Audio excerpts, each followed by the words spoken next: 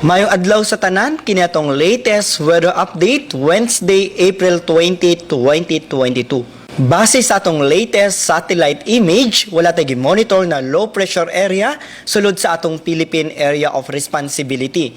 Ang easterlies or init na hangin gikan sa dagat Pasipiko ang padayon nakaapekto sa tibuok sa nasod. Naay forecast maximum heat index na mo range sa 37 to 41 degrees Celsius ug under kini sa extreme caution to danger na category. Ug kini ato mga kinahanglang buhaton sa panahon sa tag-init. Una, ang pag-inom kanunay ng tubig. Kaduha, likaya ng pag-inom ng kape, tsaa o soft drinks sa udto ug hapon. Likaya ng mga physical na activities ug mga kalihukan sa udto ug hapon. Magsuot ng mga hayag o sanag na mga sinina.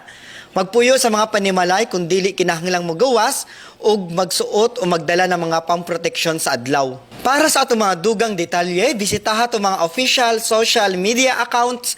Kini si Jomar Clarino gikan diri sa DOST Pag-asa Mactan. Maayong adlaw ug mag-amping tang tanan.